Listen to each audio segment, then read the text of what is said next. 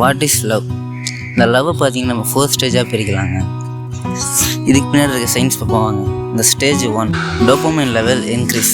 இதுக்கு நம்ம காலேஜ் போகணும், அங்கே போகுமா இந்த ஸ்டேஜ் 1ல் டோபமைன் லெவல் பார்த்தீங்கன்னா இன்க்ரீஸ் ஆகும். நம்ம ஹீரோ பார்த்தீங்கன்னா காலேஜுக்கு டே 1 ஃபஸ்ட்டு போவார். இப்போ தான் பார்த்தீங்கன்னா ஒரு அழகான ஒரு பொண்ணு வரும். நம்ம ஹீரோ சும்மா இருப்பாரா? லவ் சீன் பார்த்தீங்கன்னா ஓப்பன் ஆகும். இதுக்கு அவர் மட்டுமே காரணம் இல்லை, டோபமைன் லெவல் இன்க்ரீஸ் ஆகுது. அவர் சொல்லி என்ன பண்ணுறது? Excitement and freshness feelings and feel good. அந்த பொண்ணை பார்க்கும்போது நம்ம ஆளுக்கு பார்த்தீங்கன்னா அந்த பொண்ணை பார்க்கும்போது நம்ம பையனுக்கு பார்த்தீங்கன்னா ஒரு ஃபீல் குட்டாக இருக்கும் அண்ட் ஒரு எக்ஸைட்மெண்ட் பார்த்தீங்கன்னா கிரியேட் ஆகும். உங்கள் கேங்லேயும் ஒரு லவ் பண்ணுற ஒரு பையன் இருப்பான், இதை நீங்கள் ஃபீல் பண்ணலாம். அந்த பொண்ணை பார்க்கும்போது அவன் ரொம்ப எக்ஸைட் ஆகும். இது ஸ்டேஜ் 1. இந்த ஸ்டேஜ் 2 அப்படிங்கிறது பார்த்தீங்கன்னா அட்ரினலின் ஹார்மோன் பார்த்தீங்கன்னா இன்க்ரீஸ் ஆகும். ஸ்டேஜ் 1 கூட ஓகே, அந்த பொண்ணை பார்த்துட்டோம், இட்ஸ் ஓகே நார்மல். ஆனால் ஸ்டேஜ் 2ல் அப்படி இல்லைங்க.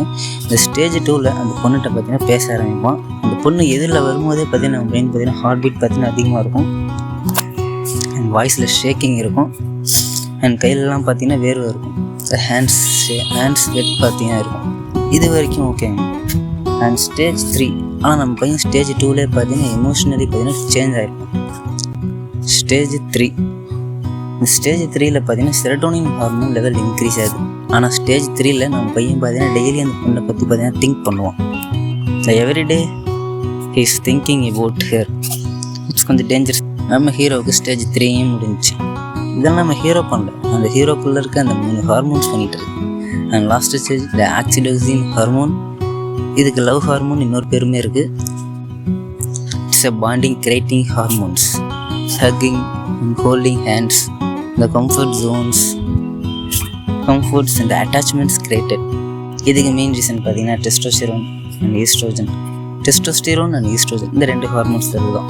இது 2 இன்க்ரீஸ் ஆகும்போது இந்த லவ் பாண்டிங் பார்த்தீங்கன்னா இன்னும் ஸ்ட்ராங் ஆகிடும்.